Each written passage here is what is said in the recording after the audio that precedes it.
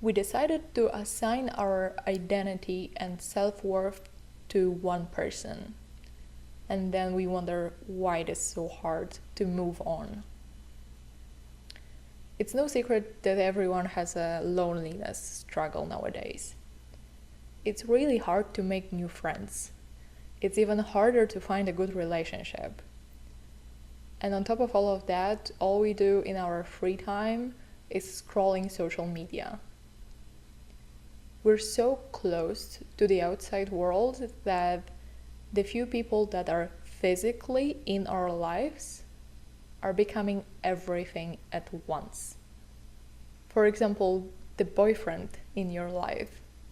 He gets special treatment as the most important person. He's not only your romantic partner though. He's also your best friend, additional to the one you already have.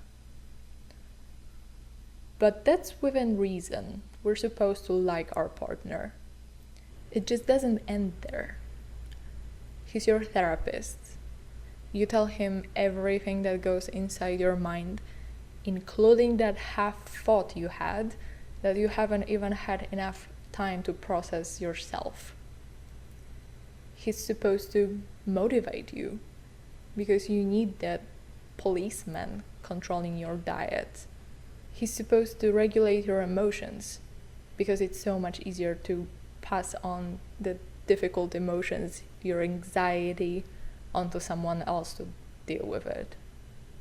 He's supposed to entertain you, calm you down, make your life interesting, provide emotions and stability at the same time. You even go as far as to make him the purpose of your life, just by giving him so much attention. And on top of all of that, he's not even good enough when he's himself. You don't want to hear what he has to say. He has to embody your best friend that isn't picking up the phone and tell you exactly what you want to hear and listen to you rumbling about the coworker that pissed you off a week ago and you told this story 10 times already.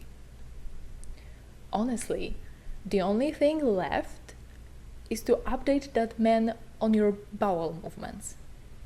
Jokes aside, the romantic relationship is one of the most important, if not the most important, relationship that we have in our lives. We're just so confused about what that role actually entails. A romantic partner is there to witness our lives. These are not my words, but I agree with them. This is the person that sees the most raw, unedited version of ourselves, with all the ups and downs, and he's the one with us long after all the other relationships have shifted or just ended, long after our parents have passed, and long after our children have grown. So if it's such an important role, maybe it would be good to define it well and follow through.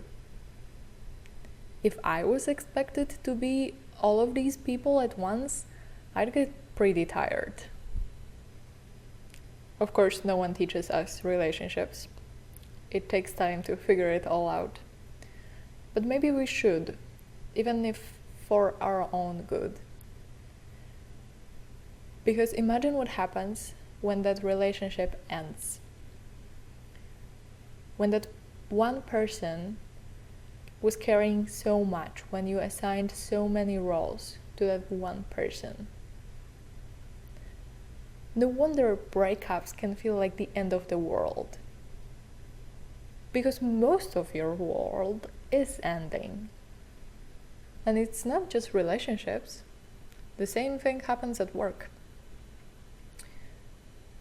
We're supposed to work to live, not live to work, right?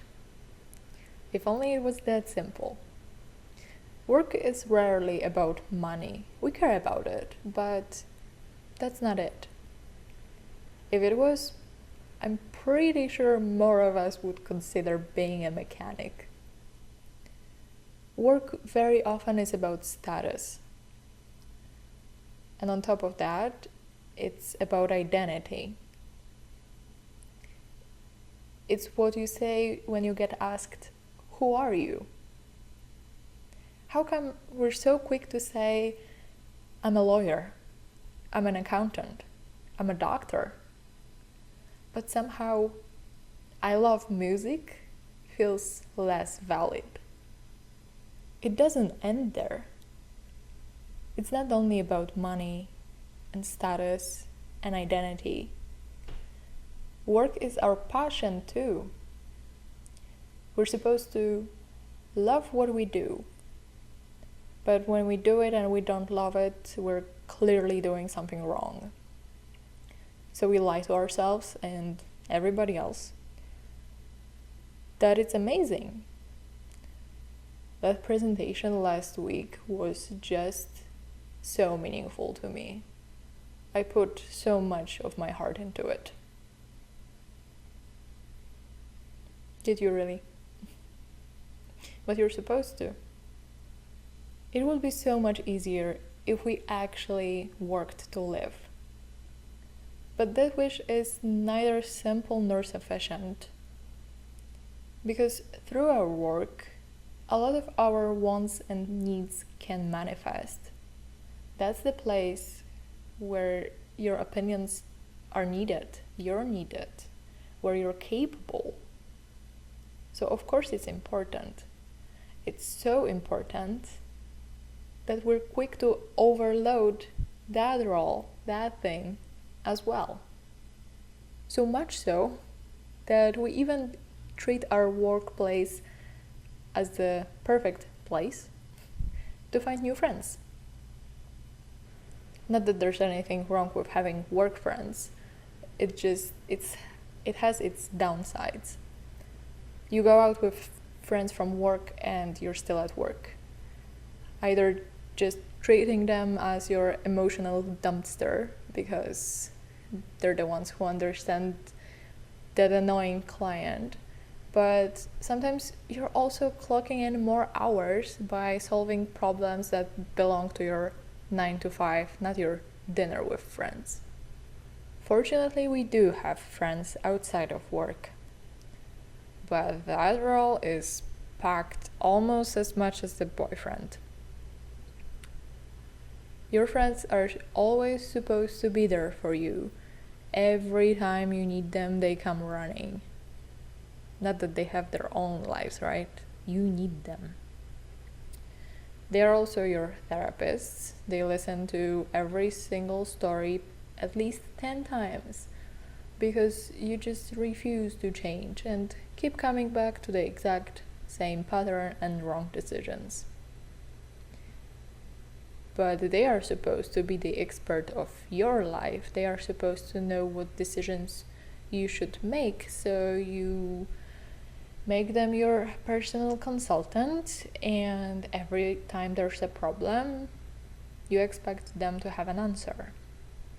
But it makes sense. We don't have many people in our lives.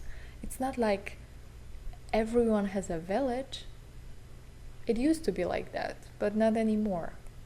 We used to have neighbors that are there for us.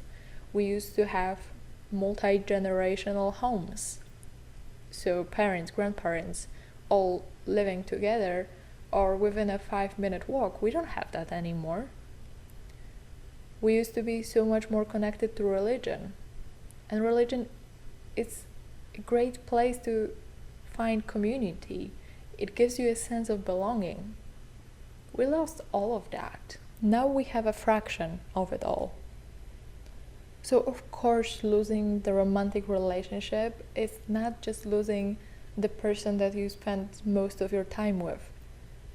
It's also losing all your hopes and dreams that were assigned to that person. And losing your job is not only the money source, it's also your identity that collapsed. especially if you can't find a new one within a week. And losing that one friend you had, it does leave a big hole in your life. So maybe losing one thing is never about that one thing. It's about everything that comes with it.